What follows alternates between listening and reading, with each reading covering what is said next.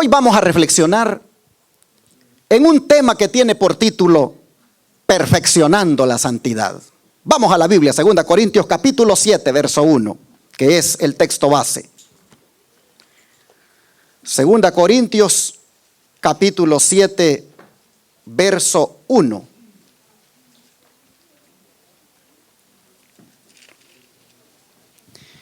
Dice la palabra del Señor: así que, amados, puesto que tenemos tales promesas, limpiémonos de toda contaminación de carne y de espíritu, perfeccionando la santidad en el temor de Dios. ¿Qué es la santidad? La santidad es la cualidad de ser santo. Y cuando uno le pregunta a un adventista ¿qué significa santo?, el adventista suele responder: santo es apartado para Dios. Y es verdad. Pero la pregunta es: ¿apartado para Dios de qué? ¿Apartado de qué? Pues ni más ni menos que apartado del pecado. Así que cuando Pablo habla de perfeccionar la santidad, él habla, hermanos, de llegar a ser completamente separados del pecado. Y sobre todo, hoy que estamos a las puertas del juicio de los vivos. Vean la conexión que hace el don profético al respecto. Miren ustedes. Los que desean participar de los beneficios de la mediación del Salvador no deben permitir que cosa alguna les impida cumplir su deber de perfeccionar la santidad en el temor de Dios. El pueblo de Dios debería comprender claramente el tema del santuario y el juicio investigador. Cada uno tiene una causa pendiente ante el tribunal de Dios. Cada cual debe ver cara a cara al gran juez. Cristo en su santuario, página 120. Noten, hermanos, es nuestro deber, dice el espíritu de profecía, perfeccionarnos en santidad. Es decir, separarnos completamente del pecado. Por lo que se está llevando a cabo allá en el santuario celestial, es decir, el juicio investigador, donde todos los que estamos aquí reunidos y los que están allí viéndonos en el internet, todos tenemos una causa pendiente ante el tribunal de Dios. Imagínense ustedes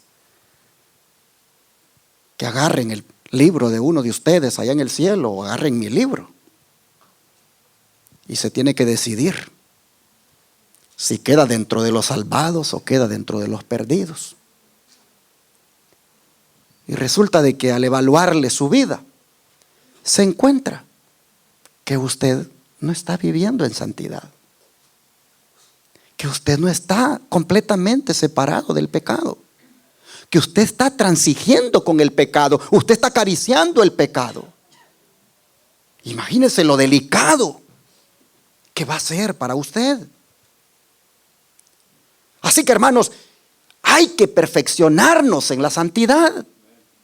Es decir, hay que llegar a ser completos en cuanto a la victoria del pecado se refiere.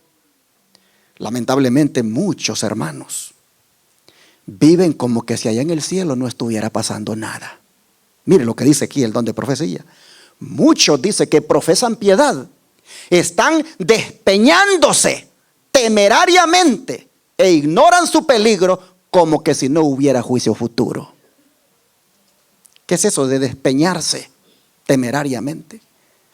Este término, despeñarse, ha sido dado en el sentido de tirarse, hermanos, uno al desenfreno, el vivir una vida desordenada. Y sobre todo, dice, haciéndolo como que si no hubiera juicio. Es decir, como que si allá en el cielo no estuviera ocurriendo nada. Dice que los dominan los impulsos y las pasiones bajas. Dice que esto le está llenando un sombrío registro de su vida para el juicio. ¿Qué es un sombrío registro? Es un registro tenebroso, oscuro. Muchos, dice, los están dominando los impulsos y las pasiones bajas y no se dan cuenta que allá en el cielo eso se está llenando en el libro de los pecados. Y ahora viene el llamado y dice: dirijo mi voz de amonestación a todos los que llevan el nombre de Cristo para que se aparten de toda iniquidad. Limpiaos de toda inmundicia de la carne y del espíritu, perfeccionando la santidad en el temor de Dios. Vosotros, a quienes esto se aplica, sabéis lo que quiero decir. Aún a vosotros que habéis corrompido vuestros caminos delante del Señor, participando de la iniquidad que abunda y ennegreciendo vuestras almas con el pecado. Aún a vosotros, dice, Cristo os invita a cambiar de conducta, a asiros de su fortaleza y a hallar en Él aquella paz, aquel poder y aquella gracia que os harán más que vencedores en su nombre. Testimonios para la Iglesia, tomo 3, página 521.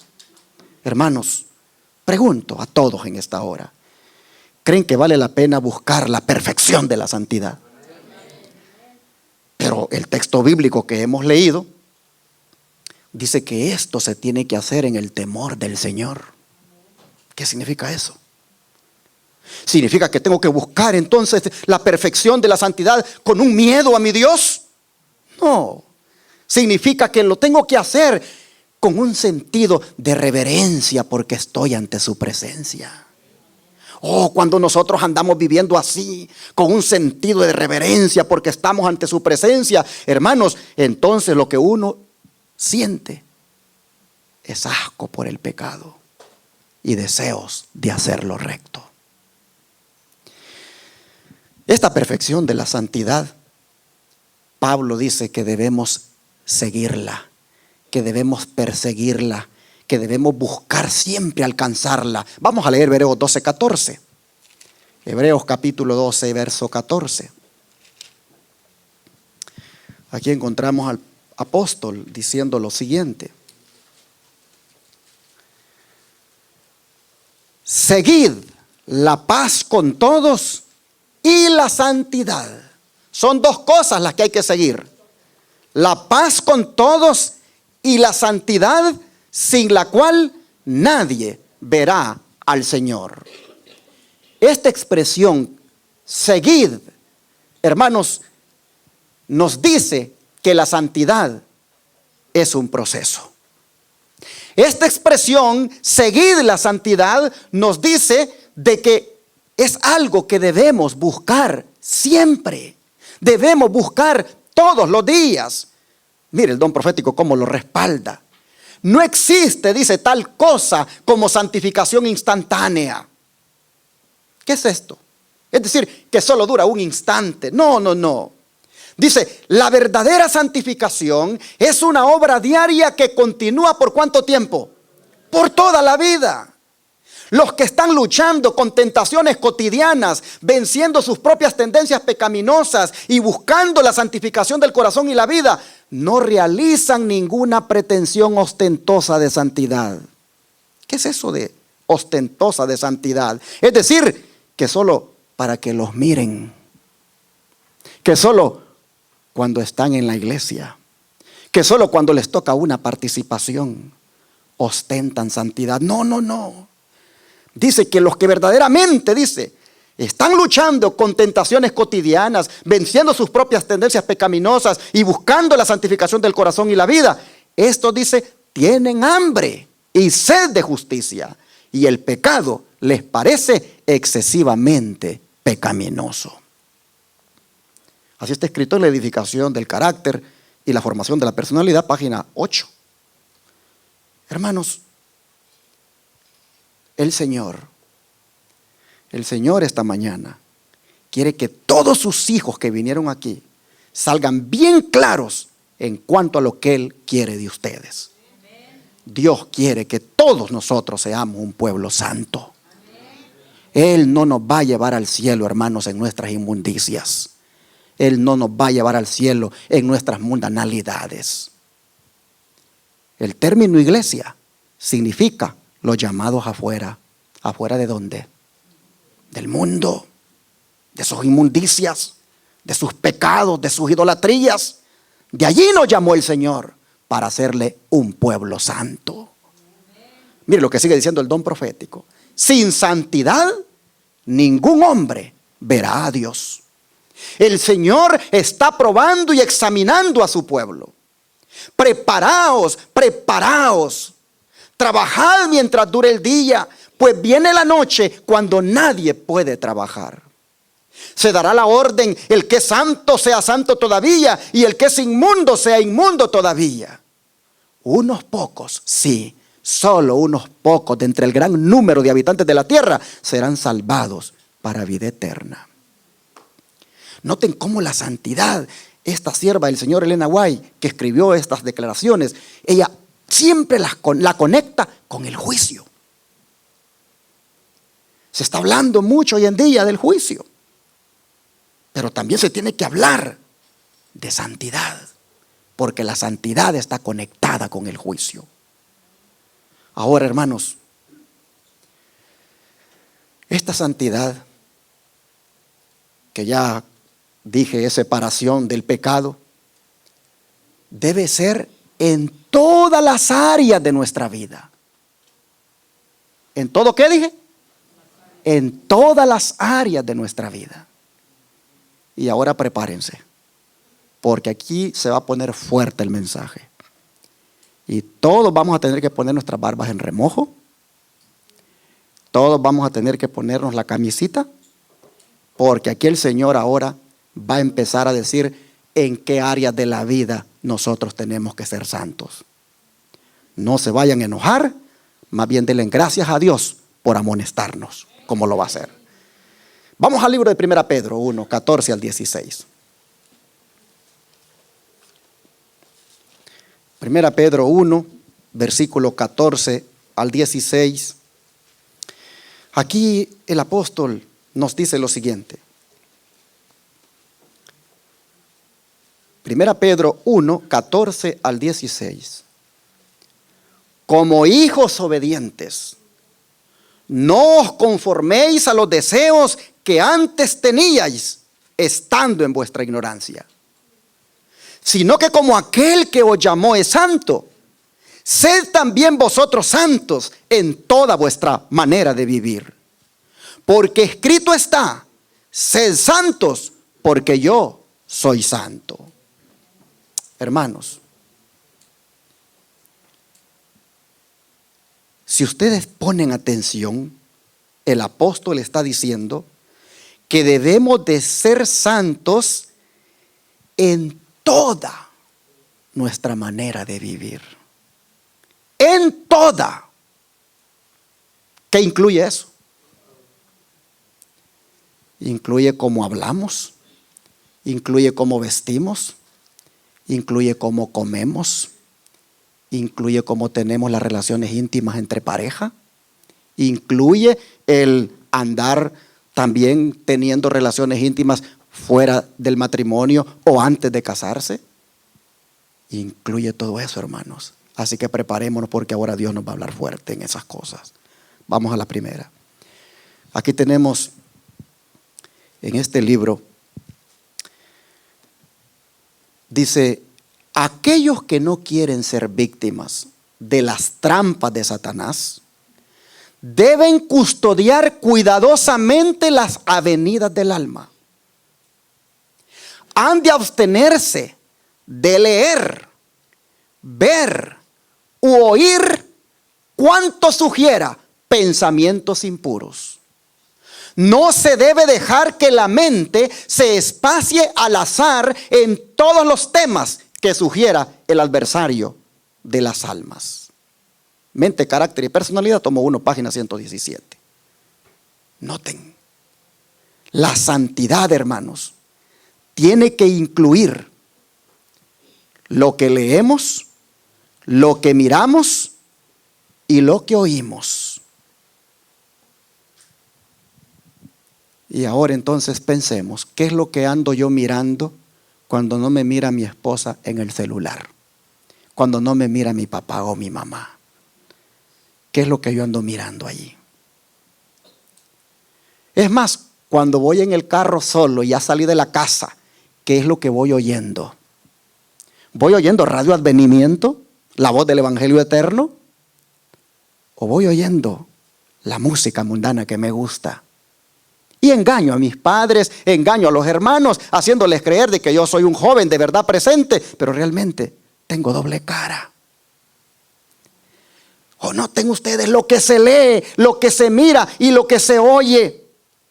Si sugiere pensamientos impuros, hermanos, eso no abona a la santidad, eso perjudica a la santidad, eso impide ser santos como Él es santo. No se debe, dice, dejar que la mente se espacie al azar en todos los temas que sugiera el adversario de las almas. Mucho cuidado, hermanos. Pero el espíritu de profecía va más allá en cuanto a esto de la santidad. Miren ustedes, Dios manda a todos sus seguidores a que den un testimonio viviente con un lenguaje inconfundible. ¿Por medio de qué cosa?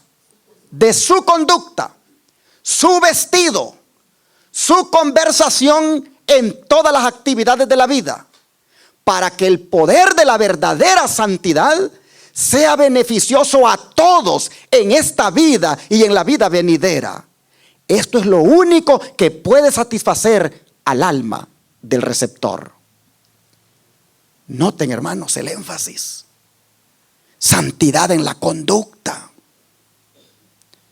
Estamos en el trabajo y nos ponemos a participar de las bromas que hacen los impíos. Nos ponemos a reír de sus cosas que dicen, cuando nosotros deberíamos inmediatamente hacernos a un lado. Oh, nos oyen cuando hablamos, que hablamos igual como ellos. No hacemos la diferencia.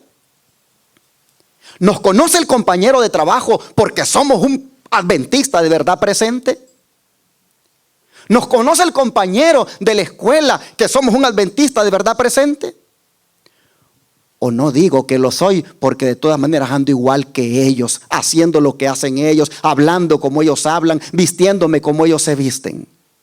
Y como me da vergüenza identificarme, mejor no digo nada. Hermanos, la conducta, cómo nos comportamos con la gente, dice si somos un pueblo santo o no. El vestido. Hermanitas que el día sábado se ponen el vestido largo, pero en la semana andan con sus faldas todas apretadas, con sus pantalones todos ceñidos, y el hombre mundano se les queda viendo como se le queda viendo a otra mundana, porque no mira diferencia. Dice el vestido que te pones, mi hermana, que realmente eres una mujer santa de Dios. El vestido. Salgo a la calle como hombre con unas playeras que tienen símbolos satánicos o mensajes subliminales. No tengo el discernimiento para saber lo que me pongo. Es más, hasta lo hago de una manera que pues luzco mi cuerpo cuando pudiera hacerlo de otra forma. La vestimenta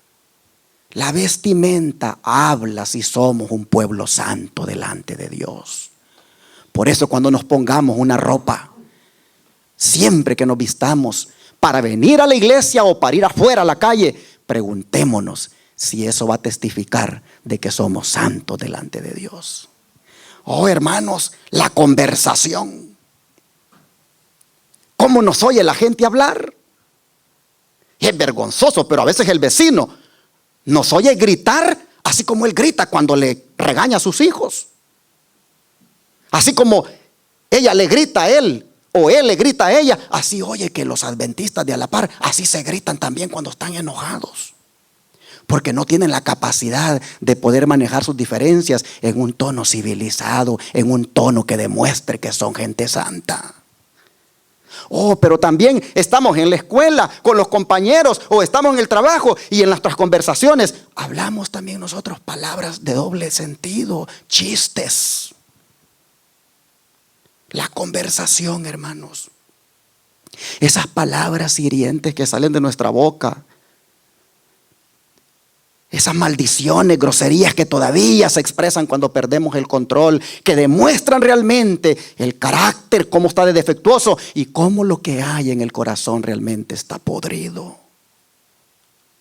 La conversación dice si somos un pueblo santo, y en todas las actividades de la vida dice, tiene que verse ese poder de la verdadera santidad para que sea beneficioso para todos con los que nos relacionemos. Hermanos, debemos mostrar santidad en todas las áreas de nuestra vida, amén. Tenemos que hacerlo, porque eso dice que estamos separados del pecado. Mire lo que sigue diciendo acerca de la vestimenta, el don profético. Nuestro modo de vestir debe ser de poco costo,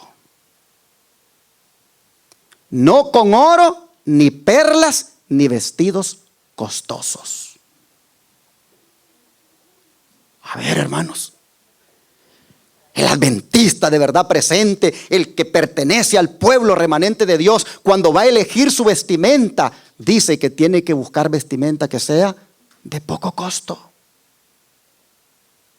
Mire, el dinero, dice, es un depósito que Dios nos ha confiado. No es nuestro para gastarlo en la complacencia del orgullo o la ambición. En manos de los hijos de Dios, el dinero es alimento para los hambrientos y ropa para los desnudos. ¿Cómo es posible que yo pueda comprarme un traje que me cueste $300 y yo no tenga para regalarle a una persona allá afuera $25 para que vaya a comprar comida? ¿Cómo es posible que yo sí tenga zapatos carísimos y cuando en la iglesia me doy cuenta que el hermanito o la hermanita tal la está pasando difícil, yo no tenga para ayudarle? ¿Cómo puede ser? El dinero, dice, es un depósito que Dios nos ha confiado. Hermanos, tanto es de Dios el diezmo como también es de Dios lo que nos queda a nosotros. Y la manera como administramos lo que nos queda también tiene que ver con la santidad. Dice, en manos de los hijos de Dios, el dinero es alimento para los hambrientos y ropa para los desnudos. Es una defensa para los oprimidos, un recurso de salud para los enfermos y un medio para predicar el evangelio a los pobres. Podrías, dice, proporcionar felicidad a muchos corazones usando sabiamente los recursos que ahora se gastan para la ostentación. Considerad la vida de Cristo, estudiad su carácter y sed partícipes con Él en su abnegación. Hermanos, en todas las áreas de nuestra vida, dijo el apóstol Pedro, tenéis que ser santos en toda vuestra manera de vivir. Aquí estoy leyendo en Consejos para los Maestros, página 287. Sigue diciendo acerca de la vestimenta. El Señor ha ordenado a su pueblo que salga del mundo y viva separado de él. La ropa llamativa o cara no sienta bien a los que creen que estamos viviendo en los últimos días del tiempo de gracia. El apóstol Pablo ha escrito: quiero pues que los hombres oren en todo lugar, levantando manos santas sin ira ni contienda. Asimismo, que las mujeres se atavíen de ropa decorosa, con pudor y modestia, no con peinado ostentoso, ni oro, ni perlas, ni vestidos costosos, sino con buenas obras, como corresponde a mujeres que profesan piedad. Conocí a un hermano que el pobrecito todos los meses, él se le acababa el cheque, pero rápido, porque la esposa era agarrando ese cheque al mall a gastárselo, y todos los meses esa hermana tenía estrenando ropa nueva, todos los meses, y ropa cara, andaba buscando ropa de marca. Hermanos, eso lo hace el mundo. Nosotros, el Señor quiere que nos vistamos con sencillez y con modestia, no con cosas caras. Lo que el Señor quiere es que andemos cubiertos, que no se mire nuestra desnudez. Ahora, pero muchos dicen, a mí me parece que estas instrucciones son muy anticuadas. A mí me parece que estos consejos que están dando realmente no son de actualidad.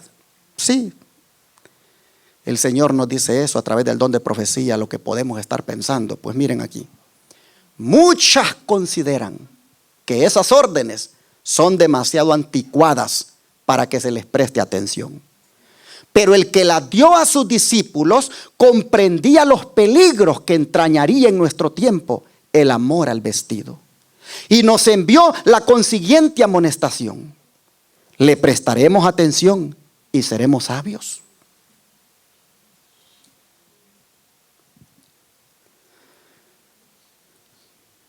Mis hermanos, que el Señor pueda convencernos de que esto que estamos leyendo es inspiración de Dios. Que el Señor nos convenza de que esta es una amonestación que necesitamos y que revisemos qué estamos haciendo del vestido. Y sigue diciendo, el vestido ostentoso y extravagante, con demasiada frecuencia, fomenta la concupiscencia en el corazón del que lo lleva y despierta bajas pasiones en el corazón del que mira. Sí, porque cuando te compras ese vestido bien bonito, pero bien escotado, lo primero que hace el hombre, sea hermano o no sea hermano, es mirarte a los pechos. Y tú eres culpable, hermana, de estar insinuándole a ese hombre el pecado por vestirte así provocativamente. O cuando te pones esa tu falda corta, que luego en el púlpito estás ahí jalándote la falda para que te cubra.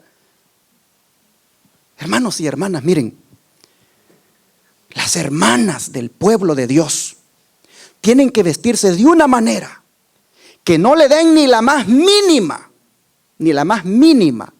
oportunidad al hombre carnal que las desee. Llegó un hermano menonita a la iglesia. Llegó con su esposita, ella, con su cosita que se ponen ellas, toda ella un solo vestido, no usan falda. Y lástima, no traje la cita donde la hermana Guay habla del problema de usar falda. Pero ella toda con su vestido. Y me dijo estas palabras: he dejado a los menonitas, me dijo, porque no tienen la verdad del sábado. Y ustedes sí tienen la verdad del sábado. Pero quiero decirle que tienen la verdad del sábado, pero tienen una vestimenta pésima en todas las hermanas. Pero él me dijo una gran verdad: tenemos la verdad del sábado, pero tenemos una vestimenta pésima en las hermanas. ¿Por qué? Porque cuando nos ponemos el vestido, hacemos que las bajas pasiones del corazón del que mira a la mujer se despierten. Así que, hermanas, recuerden que ustedes son hijas de Dios. Ustedes son hijas del Altísimo. Y como hijas del Altísimo, Dios les está pidiendo que se vistan con modestia, que se vistan con sencillez. Dios ve, dice, que la ruina del carácter es precedida frecuentemente por la complacencia del orgullo y de la vanidad en el vestido. Ve que los atavíos costosos sofocan el deseo de hacer el bien. Testimonios para la Iglesia, tomo 4, página 645. Hermana, cuando te pongas un vestido, mírate bien al espejo.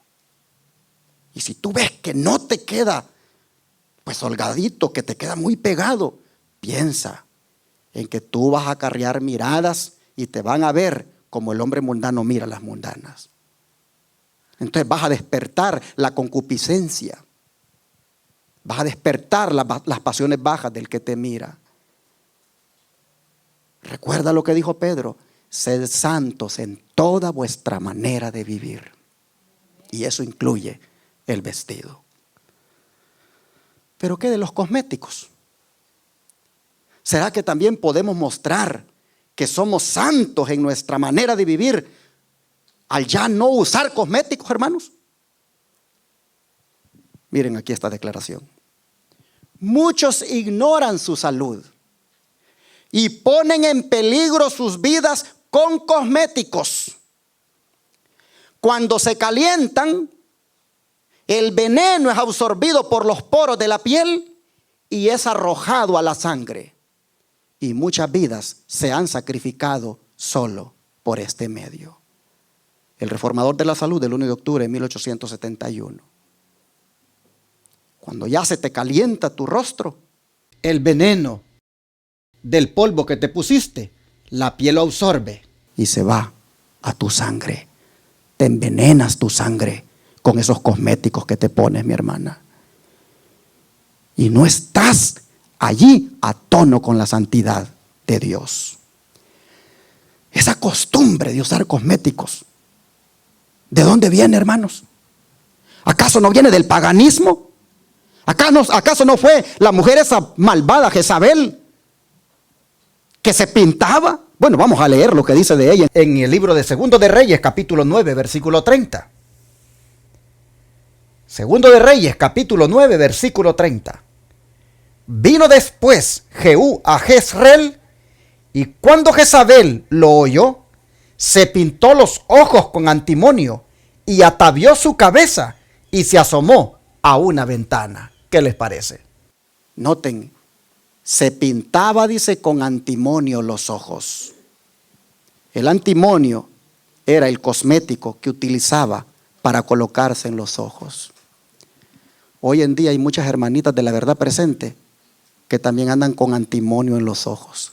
Se ponen una su línea egipcia aquí, pero dicen que son del pueblo remanente. Dicen que se están preparando para ir al cielo y todavía vienen con la línea egipcia a la iglesia. Y todavía participan en el servicio, metiendo el paganismo en un servicio santo para Dios. Oh, hermanas. Me recuerdo cuando conocí a mi esposa. Yo la conocí con esa línea en los ojos. Y yo le dije, pues se va a tener que quitar esa línea, le dije.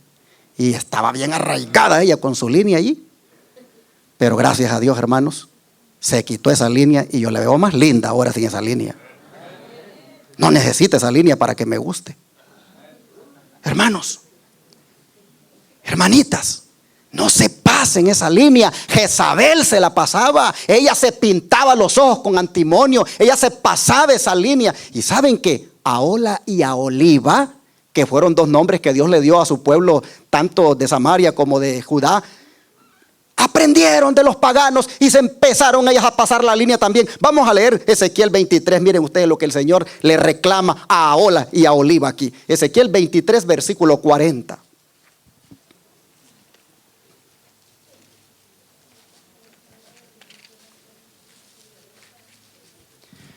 Aquí nosotros vemos la palabra que nos dice: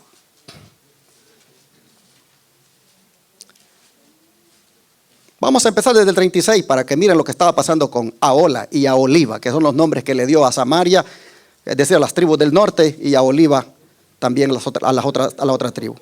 Ezequiel 23, versículos 36 al 40. Ezequiel 23, versículos 36 al 40. Dice: y me dijo Jehová, hijo de hombre, ¿no juzgarás tú a Ahola y a Aholiba? ¿Y les denunciarás sus abominaciones? Porque han adulterado y hay sangre en sus manos, y han fornicado con sus ídolos, y aún a sus hijos que habían dado a luz para mí hicieron pasar por el fuego, quemándolos.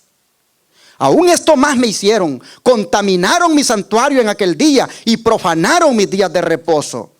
Pues habiendo sacrificado sus hijos a sus ídolos, entraban en mi santuario el mismo día para contaminarlo, y he aquí, así hicieron en medio de mi casa. Además, enviaron por hombres que viniesen de lejos, a los cuales había sido enviado mensajero. Y he aquí vinieron, y por amor de ellos te lavaste y pintaste tus ojos y te ataviaste con adornos. Noten, las hijas del pueblo de Dios habían aprendido de los paganos pintarse los ojos, ponerse a su sombra, ponerse a su línea egipcia. Y Dios está diciendo que han contaminado su santuario. Hermanos, yo quisiera hacerles un llamado en el nombre de Cristo. Se los digo con todo amor en el Señor. No se pongan más esa línea, ni para cuando vengan a la iglesia, ni para cuando vayan al trabajo. Es más, esos pintalabios, hermanos, esas cosas que se pasan, esas cosas tírenlas a la basura. Ustedes no necesitan eso, hermanas. Dios ya las hizo hermosas a ustedes. ¿Por qué tienen que andar cargando con el paganismo en su cara, en sus ojos? Además, miren este otro texto que se encuentra en Jeremías 4, verso 30. Y tú, destruida, ¿qué harás? Aunque te vistas de grana, aunque te adornes con atavíos de oro, aunque pintes con antimonio tus ojos, en vano te engalanas, te menospreciarán tus amantes, buscarán tu vida. ¿Se dan cuenta? A Dios no le agrada que las hermanas se anden pintando. Miren, voy a mostrarles un estudio que hicieron en cuanto al gran daño que se hace a la mujer cuando se pasa la línea en los ojos. Miren ustedes. Las personas que se aplican delineador en el interior del párpado corren el riesgo de contaminarse el ojo y sufrir problemas de visión. A esa conclusión llegó un estudio de la Universidad de Waterloo en Ontario, luego de demostrar que las partículas del lápiz delineador se mueven en el ojo. La doctora Allison del Centro de Investigación de Lentes de Contacto dirigió el estudio en el que usaron grabaciones de vídeo para observar y comparar la cantidad de partículas del delineador que emigraban hacia la película lagrimal, la capa fina que protege el ojo. Después de aplicarse maquillaje en los ojos de diferentes formas, nos dimos cuenta, dice la doctora, de que el desplazamiento de maquillaje ocurrió más rápido y fue mayor cuando se usó el delineador en el interior del párpado. Así dijo la científica, según reseñado en el portal de prensa de la universidad. También descubrieron que una vez dentro del ojo, las partículas conformadas de silicón, cera y aceites alteran la limpieza natural del ojo, y después de 2 horas observaron que las partículas habían desaparecido de la película lagrimal, lo cual sugiere que fueron expulsadas del ojo o migraron a su zona interna. Así que cuiden su salud, hermanitas, y no se anden poniendo más esa línea. Eso es pecado delante de Dios. Eso lo hacía la Jezabel y lo hizo a Ola y a Oliva, es decir, las hijas del pueblo de Dios. Pero ustedes no son hijas del mundo, ustedes son hijas del Altísimo, y por lo tanto vístanse y adórnense como hijas del Altísimo. Todas las hermanas deberían ya romper con el paganismo. La vez pasada, un joven estaba platicando conmigo y llegó la directora de diaconisas de aquella, hace muchos años fue esto, allá cuando yo estaba pastoreando en la iglesia, en la conferencia. Estaba platicando el joven conmigo y llegó la directora de diaconisas y me dice el joven: mira, pastor, dice, tu directora de diaconisas cómo tiene las uñas de los pies, me dice, pintadas. Y la hermana no hallaba cómo esconder los pies. Pero ¿cómo, hermano? Si ya los había enseñado. Hay hermanitas que no se pintan las uñas de las manos, pero andan pintadas las uñas de los pies. Es más, si ahorita Jesús viniera y les dijera a todas ustedes: quítense los zapatos, ¿cómo les va a hallar el Señor sus uñas? Ojalá que no hayan uñas pintadas allí. Pero el Señor no se las va a llevar al cielo con ese paganismo escondido que andan en las uñas de los pies, mis hermanitas.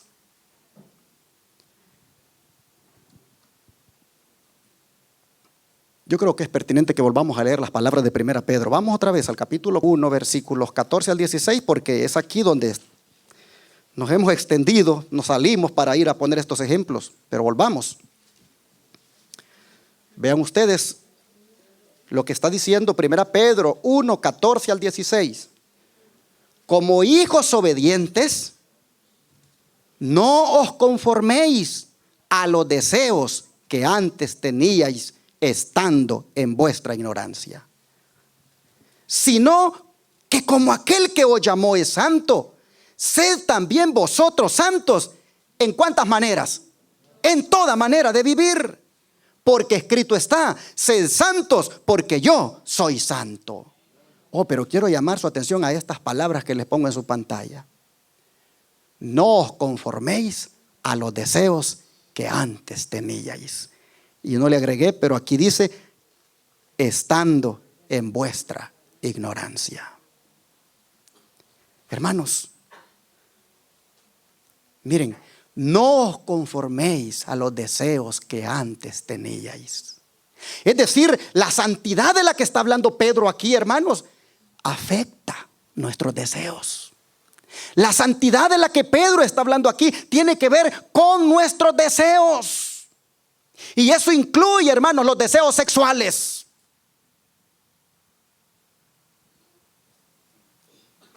Y Pablo respalda a Pedro. Mire lo que dice Pablo en primera de Tesalonicenses, capítulo 4, versículo 3 al 5. Noten lo que el apóstol Pablo dice.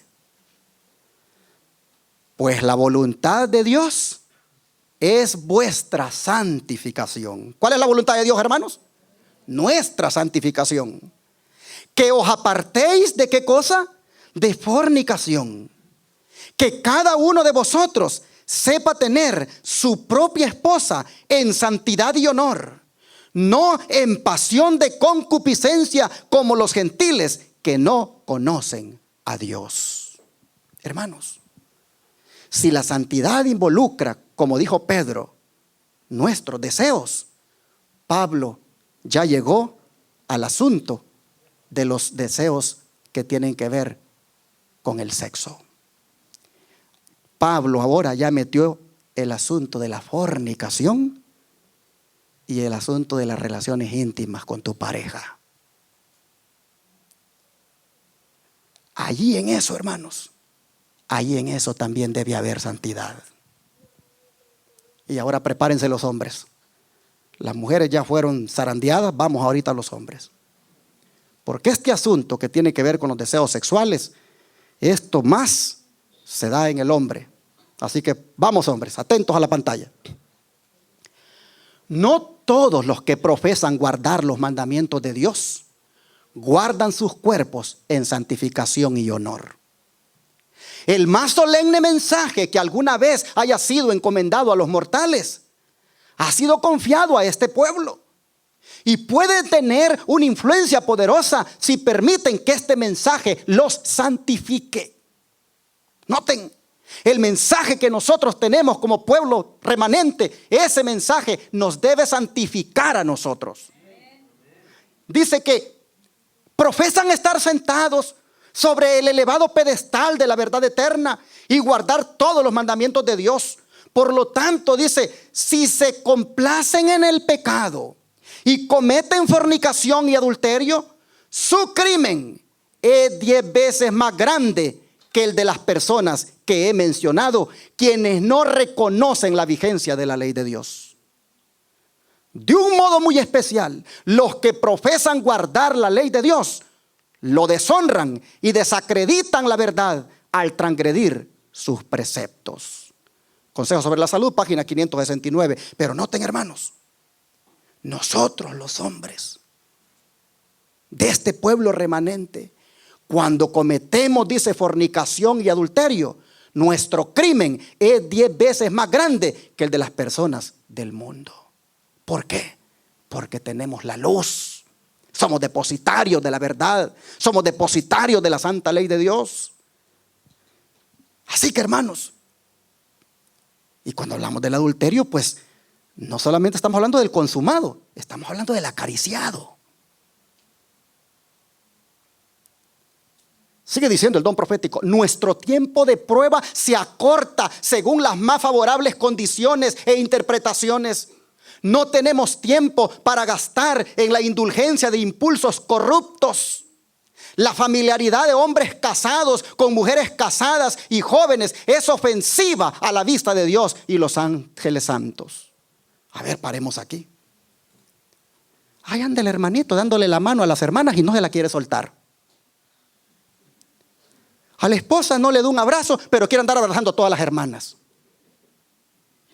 Noten, la familiaridad, dice, de hombres casados con mujeres casadas y jóvenes es ofensiva a la vista de Dios y los ángeles santos.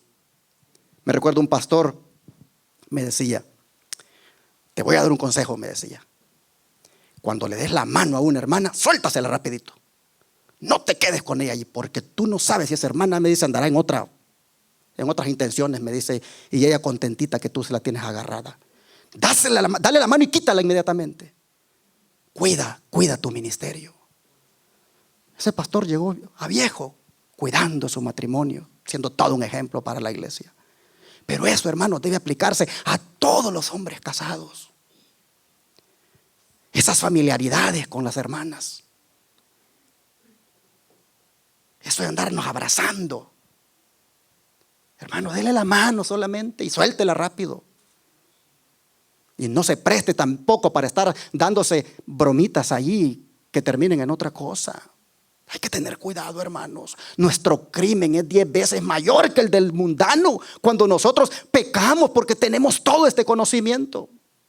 Dice, el descaro de las mujeres que buscan la compañía de varones, rondando en torno al lugar donde ellos trabajan, buscándoles conversación, hablando de cosas vulgares, ociosas, rebajan su femineidad y su estima aún ante quienes ellas desean tentar. Porque así como hay hombres sin vergüenza, también hay mujeres sin vergüenza. Así como hay hombre que anda buscando ahí ver cómo quiere tener familiaridad con las mujeres, también las mujeres a veces andan buscando eso. Pero no, hermanos. Su cuerpo y mi cuerpo es templo y morada del Espíritu Santo. Cuidemos, hermanos, este cuerpo. El juicio de los vivos muy pronto va a comenzar. Nuestro nombre va a ser tomado. ¿Cómo nos va a hallar el Señor con esas familiaridades? Tomemos la distancia. Sigue diciendo el don profético. Pocas tentaciones son más peligrosas o más fatales para los jóvenes que la tentación a la sensualidad. Y ninguna será, si se cede a ella, más decididamente ruinosa para el alma y el cuerpo por el tiempo y la eternidad. Y ahora ella va a contar de un joven que ella platicó con ese joven. Y mire la plática que tuvieron. Me fue mostrado, le dijo, cuando tú estabas en compañía con ella en horas de la noche. Tú sabes mejor de qué manera pasaban esas horas. Tú me llamaste para preguntarme si habías quebrantado los mandamientos de Dios. Te pregunto, ¿no los has quebrantado? ¿Cómo han usado sus horas juntos noche tras noche? ¿Fueron tus actitudes, tus posiciones, tus afectos tales que desearías que fueran registrados todos en los libros del cielo? Yo vi y oí cosas que harían sonrojar a los ángeles. Es decir, eran noviecitos. Y cuando estaban juntitos en las noches, cuando nadie los miraba, ahí pasaba de todo. Dice, oí y vi cosas que harían sonrojar a los ángeles. El Señor le mostró en visión la vida de ese joven. Dice, ningún joven debería de hacer lo que tú hiciste con ella, le dice, a menos que estés casado con ella. Y me sorprendió que no percibieras el asunto más claramente. Te escribo ahora, le dice, para rogarte por amor a tu alma que no te entretengas más con la tentación. Haz una obra rápida en quebrar este hechizo que como una terrible pesadilla ha estado sobre ti. Libérate ahora y para siempre si tienes algún deseo del favor de Dios. Has pasado, le dice, horas de la noche en compañía de ella porque ambos estaban apasionados. En el nombre del Señor, le dice, termina tus atenciones a ella y cásate con ella. Sería mejor que te casaras con ella que estar en su compañía y conducirte como solo un hombre y su esposa deberían hacerlo cuando están juntos. Ya había quebrantamiento, hermanos, al mandamiento de la ley de Dios. Si durante tu vida, le dice, deseas gozar de la compañía de ella, como parece que ahora lo estás gozando, fascinado con ella, ¿por qué no darle, dice, un paso más allá de los que ya has dado y te hace su legítimo protector y tienes el derecho indiscutido de dedicar las horas que deseas a su compañía? En otras palabras, mejor cásate. Y Pablo dice, mejor casarse, dice, ¿qué cosa? Que quemarse. Los actos, dice esta sierva del Señor, y las conversaciones de ustedes, le dice a este joven, ofenden a Dios. Oh, hermanos, los ángeles están allí pendientes de esa parejita. ¿Qué es lo que hacen? ¿Qué es lo que hablan? Y todo lo registran. Pero la parejita piensa de que no los mira el papá, no los mira la mamá, no lo mira nadie de la iglesia, están solos. Oh, millares de ángeles, hermanos, nos contemplan. Sigue diciendo esta sierva del Señor, algunos, dice, que ostensiblemente profesan el cristianismo, no comprenden el pecado del abuso propio, la masturbación. Porque otros no hacen eso de estar con la novia o con el novio haciendo cosas indebidas, pero se masturban. Y sus resultados, dice, inevitables. Un hábito inveterado ha cegado su entendimiento. ¿De quiénes? De los que se masturban. No se dan cuenta del carácter excesivamente pecaminoso de este pecado degradante. Jóvenes, dice, y niños de ambos sexos participan de la contaminación moral y practican el asqueroso vicio solitario. Así le llama este espíritu de profecía a la masturbación, el asqueroso vicio solitario, destructor, dice, de cuerpo y alma. Muchos, dice, de los que profesan ser cristianos están tan atontados por la misma práctica que sus sensibilidades morales no pueden ser despertadas para comprender que es pecado y que si persisten en ello terminarán de seguro por destruir completamente el cuerpo y la mente. Y como no se predican de estas cosas en la iglesia, hay mucho joven que dice ser del pueblo remanente y está cayendo en el pecado de la masturbación, atontándose. Dice, el hombre, dice, el ser más noble de la tierra, formado a la imagen de Dios, se transforma en una bestia, se embrutece y corrompe cuando está masturbándose. Cada cristiano, dice, tendrá que aprender a refrenar sus pasiones y a guiarse por los buenos principios. A menos que lo haga, es indigno del nombre de cristiano. Recuerden lo que Pablo dijo. Y la voluntad de Dios, dice, es vuestra santificación, que os apartéis de fornicación y de que tengas a tu esposa en santidad y honor. Así que vamos ahora a hablarle a los casados, a los esposos, ya de una manera más explícita. Miren ustedes, no es amor puro el que impulsa a un hombre a hacer de su esposa un instrumento que satisfaga su concupiscencia. Es expresión de las pasiones animales que claman por ser satisfechas. ¿Cuán pocos hombres manifiestan su amor de la manera especificada por el apóstol? Esa manera cuando dice, así como Cristo amó la iglesia y se entregó a sí mismo por ella, no para contaminarla, sino para santificarla, habiéndola purificada, para que fuese santa y sin mancha. Esta, dice, es la calidad del amor que en las relaciones matrimoniales Dios reconoce como santo.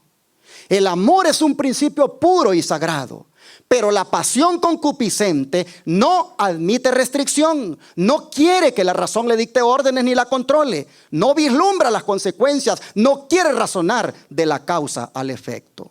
Consejos para la Iglesia, página 240, y voy aquí a hacer una aplicación. Hace un tiempo atrás me dijo una señora, pastor, me dice, mi esposo se enojó con el sermón que usted predicó. ¿Por qué? Le digo, porque usted puso citas del espíritu de profecía y dijo claramente de que esas posiciones sexuales con la mujer en la intimidad, que son fuera de lo normal, son incitadas por Satanás y que son pasiones bajas y que una mujer no debe permitir que el hombre la ponga como él quiere. Se ha enojado conmigo y me dijo, por andar oyendo ese hombre, ahora tú has cambiado. Hermanos, es verdad que a veces a los hombres les molesta este tipo de mensajes. Pero hermanos, Dios nos ama a los hombres. Dios nos ama a los hombres y nos está amonestando para que revisemos cómo hacemos las cosas en la intimidad. Recuerden, hay ángeles que nos están mirando y ellos ven. Hermanos, no es porque estamos casados que se vale hacer de todo. Que te pongan como quieran ponerte o que te hagan como quieran hacerte. No. Tu cuerpo es templo y morada del Espíritu Santo. Tu cuerpo le pertenece a Dios. Mi cuerpo le pertenece a Dios. Y dice que la pasión concupiscente no admite restricción. Esa no quiere que la razón le dicte órdenes ni la controle. Por lo tanto, hermanos, hay que tener mucho cuidado. No hay que caer en el desenfreno sexual. ¿Cómo necesitamos orar para que Dios cambie la manera de pensar? ¿Cómo necesitamos orar para que en la intimidad sexual el hombre y la mujer no arruinen la santidad que Dios quiere que tengan? Dios quiere que disfruten, que gocen, pero sin caer en las concupiscencias, en los desenfrenos, en los descontroles. ¿Y qué en cuanto a la comida? ¿Será que también en eso debemos perfeccionarnos en la santidad?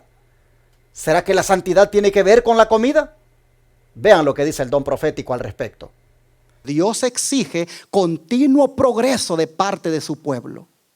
Sus hijos necesitan aprender que la complacencia del apetito es un obstáculo para el progreso mental y la santificación del alma. Comemos demasiado, a pesar de toda la profesión que hacemos de la reforma pro salud. La complacencia del apetito es la mayor causa de debilidad física y mental. Y esto es lo que produce mayormente debilidad y muerte prematura. La intemperancia empieza en nuestras mesas cuando usamos una combinación no juiciosa de alimentos. La persona que trata de poseer pureza de espíritu debe recordar que en Cristo hay poder para controlar el apetito. Ahora ya entramos a otra área de nuestra vida. Ya dejamos la sexual. Y pregunto, ¿en la forma como comemos también debemos demostrar santidad? Sí. Aquí nosotros estamos viendo que está hablando la sierva del Señor de que el comer demasiado, a pesar de toda la profesión que hacemos de la reforma pro salud, eso, hermanos, eso también es pecado. Eso es un obstáculo para la santificación. La intemperancia comienza en nuestras mesas cuando usamos, dice, una combinación no juiciosa de alimentos. Así que, hermanos, santos en toda nuestra manera de vivir incluye también la manera como comemos. Y sigue diciendo el don profético, un cuerpo enfermo y un intelecto desordenado debido a la continua complacencia de la lujuria perniciosa hace que la santificación del cuerpo y del espíritu sean imposibles. Oiga esto. La santificación del cuerpo y del espíritu es imposible cuando ¿qué? Cuando le damos una continua complacencia a la lujuria perniciosa. Dice, además, a los que han recibido instrucciones acerca de los peligros del consumo de carne, té, café y alimentos demasiado condimentados o malsanos, Dios pide que los apetitos sean purificados y que se renuncie a las cosas que no son buenas. Todas estas comidas estimulantes lo que hacen es estimular, valga la redundancia, las pasiones bajas del ser humano.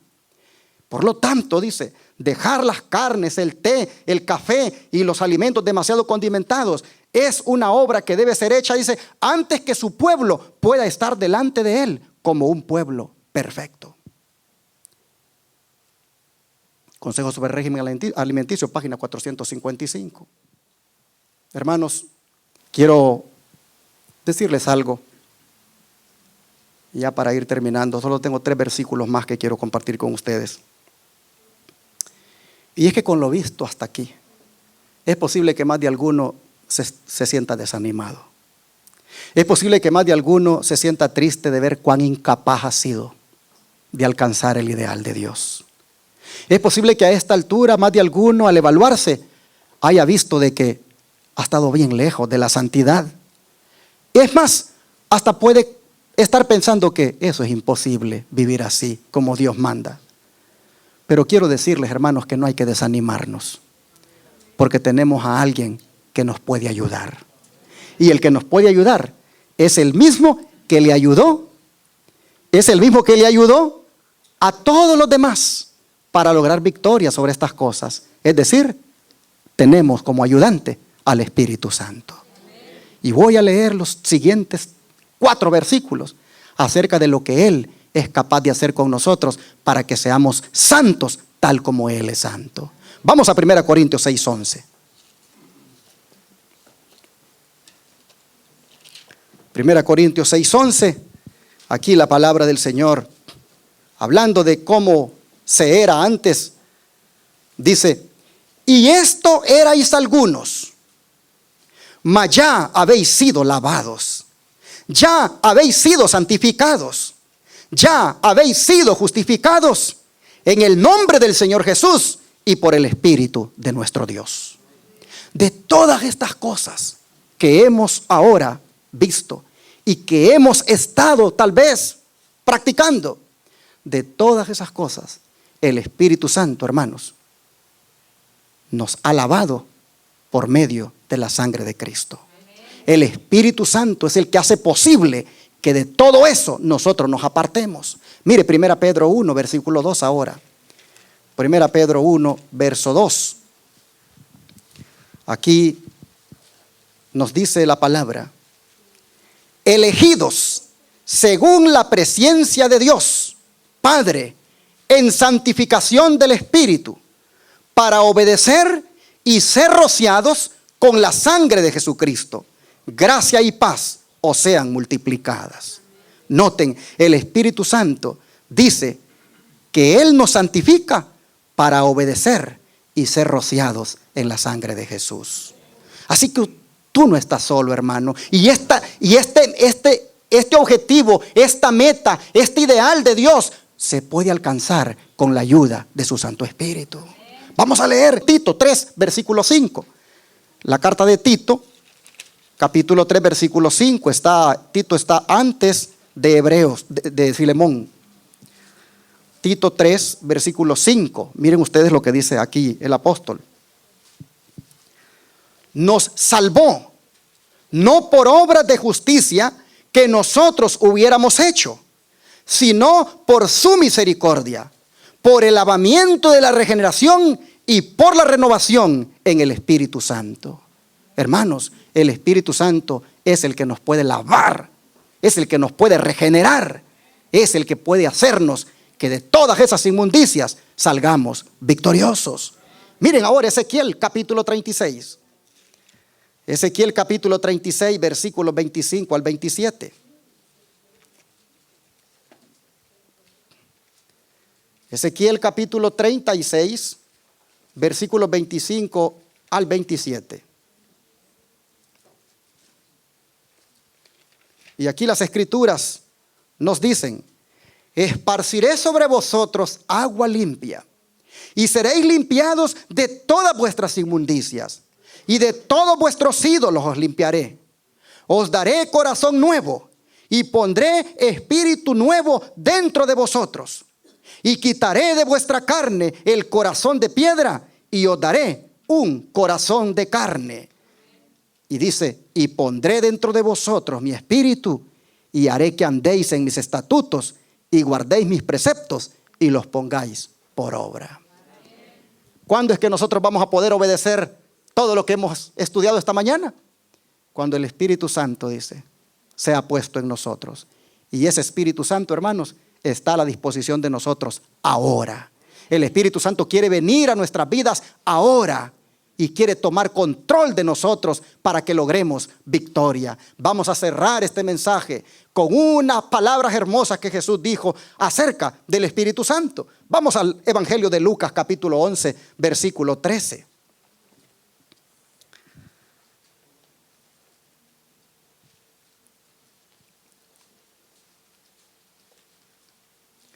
Evangelio de Lucas capítulo 11 y verso 13. Dice Lucas 11, 13: pero si vosotros, siendo malos, sabéis dar buenas dádivas a vuestros hijos, ¿cuánto más vuestro Padre Celestial dará el Espíritu Santo a los que se lo pidan? Hermanos y hermanas, ¿cuántos quieren pedir la ayuda del Espíritu Santo? Él es el que les va a capacitar para ser santos como Dios es santo. El Espíritu Santo es el que les va a capacitar para ser santos en la vestimenta, para ser santos en los deseos sexuales, para ser santos en la comida, para ser santos en la forma de cómo hablamos. El Espíritu Santo, hermanos, nos va a regenerar, nos va a ayudar para que alcancemos victoria en todas esas áreas de la vida. Que Dios nos ayude y que todos aquí salgamos convencidos y deseosos de ser santos como Dios es santo. Amante Dios y Padre, hoy tú nos has amonestado y nos has dicho que la santidad tenemos que perfeccionarnos en ella. Es decir, tenemos que avanzar, tenemos que progresar. No es algo que solo ocurre cuando venimos a la iglesia, sino que debe suceder cuando estamos en la casa, en el trabajo, en la escuela, y debe verse en todas las áreas de la vida. Reconocemos, Señor, de que estamos deficientes, que no se mira santidad realmente en todas las áreas de nuestra vida. Pero sabemos que ha sucedido esto porque no hemos dejado que tú pongas tu Santo Espíritu en nosotros. De manera que hoy, Señor, te pedimos perdón por pretender ser cristianos sin el Espíritu Santo. Padre, pedimos en esta hora la ayuda del Espíritu Santo. Pedimos para que el Espíritu Santo venga a nuestra vida y nos dé poder para vencer el pecado. Nos dé poder para lograr ser santos en todas las áreas de nuestra vida. Oh Padre, te rogamos que el Espíritu Santo nos capacite, nos dé, oh Señor, primeramente ese odio hacia el pecado y más deseos de santidad. Padre, te pedimos que si mañana nuestro nombre fuera tomado ahí en el juicio investigador, no vayamos a salir, Señor, faltos de santidad. Te pido para que todos aquí busquemos de todo corazón ser santos como tú eres santo. Ayúdanos, Señor. Tú sabes dónde estamos flacos. Tú sabes que todavía en nuestro vocabulario estamos mal. Tú sabes que todavía salen palabras que no deben salir. Tú sabes que en la vestimenta estamos mal. Tú sabes que en la intimidad sexual es posible que alguien esté mal. Tú sabes, Señor, que en la comida también. De manera, Padre, que te agradecemos por amonestarnos y te rogamos que nos ayudes para que en todo eso se pueda ver que vamos perfeccionándonos en santidad. Gracias por tu palabra, Señor. Ayúdanos a aplicarla a nuestra vida. Gracias, Señor, por haber estado con nosotros este día. Te pedimos que nos des la victoria sobre el pecado en el poderoso nombre de Cristo Jesús. Amén.